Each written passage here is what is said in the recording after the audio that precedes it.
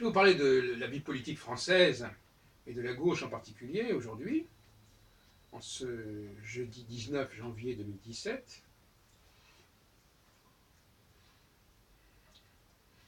Je suis allé écouter hier soir au gymnase Jean Jaurès la soirée Montebourg, et puis j'ai suivi différents exposés de Macron, des primaires de gauche, dont une qui aura lieu ce soir, que je n'ai pas encore pu en écouter évidemment. Et j'ai beaucoup aimé le point de vue de Benoît Hamon, qui apparaît pour l'instant comme le deuxième dans les sondages pour la primaire de gauche, après Manuel Valls, et un tout petit peu avant Arnaud Montebourg. Cela dit,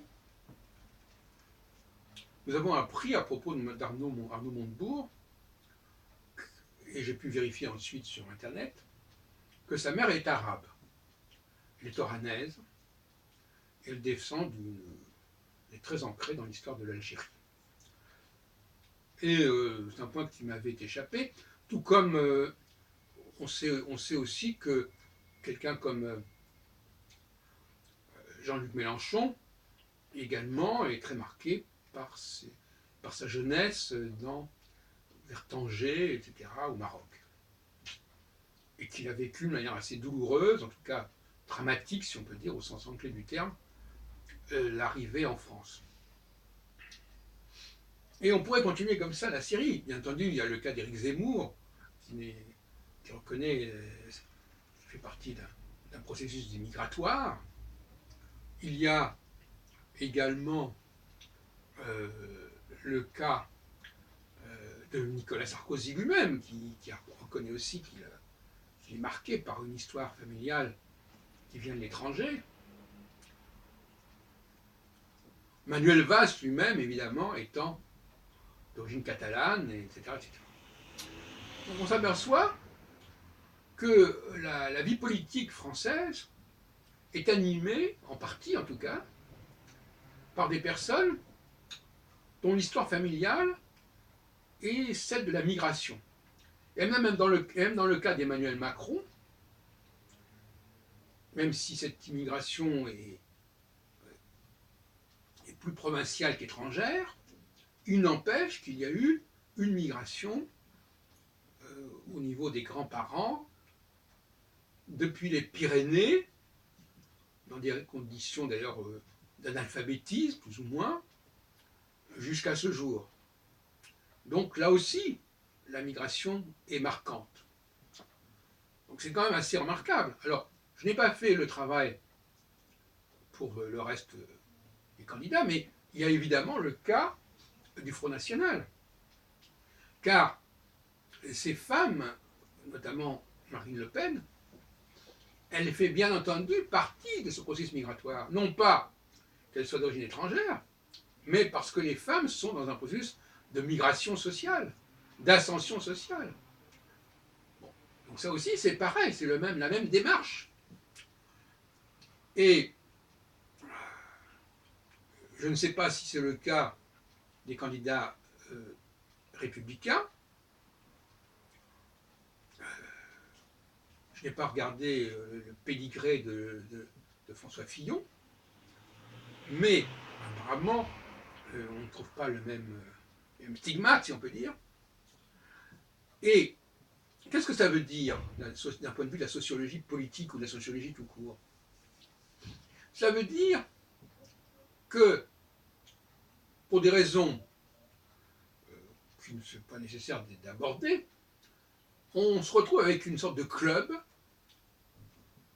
où tous ceux qui ont, à des titres ou à d'autres titres, une histoire migratoire, s'intéressent de manière presque obsessionnelle à la vie politique, à la République, au mécanisme, au processus républicain d'intégration, d'assimilation. Et comme on sait, le processus, ça veut dire précisément que les choses ne sont pas faites. On fait marcher un processus quand il y a nécessité de ce processus. Donc il faut être concerné, il faut être sensibilisé à cet enjeu de l'intégration pour aborder ces questions et les mettre en avant au premier degré. Et alors, l'intégration, l'intégration, elle se fait dans l'esprit de tous ces gens-là. Et je n'ai pas noté que je n'ai pas signalé Benoît Hamon, qui n'a pas apparemment cette filiation migratoire, et ça s'explique assez bien, parce qu'il a un discours qui est quand même tout à fait différent. Il est un discours qui est décomplexé, qui ne cherche pas absolument à mettre l'impératif du travail et de l'emploi au premier degré. Mais les autres, eux, on est dans l'intégration et les marques d'intégration. Les marques d'intégration par le travail, par l'emploi, par la fiche de paie, comme dirait Montebourg, qui lui se veut le candidat du travail, oui. Par, bien entendu, la langue, par le comportement laïque, etc. etc. Voilà. Bon. Donc, effectivement, une démarche très intégrative, très assimilationniste, qui ne correspond pas, à mon avis, de manière évidente, aux problématiques de la société française et aux urgences de la société française. Et, à mon avis, ce n'est pas par hasard que les candidats de cette primaire de gauche sont très mal placés pour figurer au deuxième tour des élections présidentielles, autant les uns que les autres. Puisque le tiercé actuellement, c'est, dans le désordre, enfin peu importe, Marine Le Pen, François Fillon et Emmanuel Macron. Le mieux qui puisse se produire, c'est que les gens de cette primaire, notamment celui qui va les gagner, se rallient à Macron. Ce qui n'est pas du tout inconcevable dans le principe, en tout cas. Bon. Et néanmoins, il faut constater, force est de constater, que cette vie politique est biaisée par cette approche de l'intégration. Et d'ailleurs, même quelqu'un comme Alain Finkielkraut, qui est également marqué par l'intégration, par ses origines d'Europe de l'Est, cette fois-ci, et il insiste beaucoup sur l'impératif, l'obligation, l'intégration, etc. En ce qui me concerne, je considère que c'est une forme de pathologie, de sociopathologie, que j'ai observé d'ailleurs dans de nombreux domaines, où un certain domaine, qui normalement devrait s'intéresser à un objet X, est marqué par un objet Y. Normalement, les hommes politiques de France devraient s'intéresser à des questions, par exemple, comme la croissance, comme la multidiversité, la multiculturalité, le temps libre, la créativité, l'éducation à tous les niveaux de la vie, la formation professionnelle, le recyclage, etc. Et, au lieu de cela, vient se surimposer une problématique d'intégration, qui vient évidemment quelque part buter sur la question maghrébine, parce que les Maghrébins, justement, refusent quelque part, et je les comprends d'une certaine manière, refusent ce processus d'intégration. Ils ne rentrent pas dans cette dynamique, dans cette psychose de l'intégration, de l'assimilation.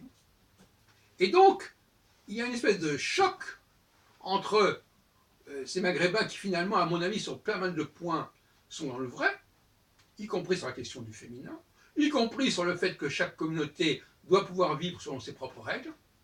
Ils se trouvent en conflit direct avec toute cette caste toute cette catégorie comme ça de gens obsédés par le processus migratoire pour des raisons qui sont liées à la culture familiale. Et là, il y a un déséquilibre au niveau politique, parce que finalement, bon, je pense à des gens comme Mélenchon, qui nous disent que la République est une machine à fabriquer des citoyens, etc. Ou je pense à Le Pen, Madame Le Pen, ou enfin, une des deux Le Pen, qui nous dit que les gens n'ont qu'à se fondre dans le modèle français, etc., etc. Voilà donc ce que je voulais vous dire à ce sujet. Et ce que j'aime bien chez Benoît Hamon, pour terminer, et c'est mon candidat, et j'espère qu'il va effectivement figurer au deuxième tour des primaires de gauche, je ne parle pas pour l'instant de la présidentielle, et parce que tout se fait en son temps, et son revenu universel me paraît intéressant. Je ne dis pas qu'il soit nécessairement applicable dans l'absolu, mais comme il le dit lui-même, il s'agit de changer de paradigme. Il s'agit de changer le rapport des Français au travail, de changer voilà, au temps libre notamment. Ce qui était l'esprit de la gauche il y a quelque temps déjà, lorsqu'ils ont établi les 35 heures. C'était pas pour augmenter le nombre de travailleurs, c'était pour surtout donner à ceux qui travaillaient du temps libre. C'est pas du tout la même démarche.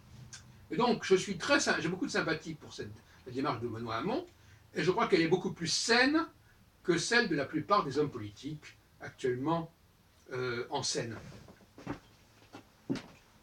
et dans l'arène.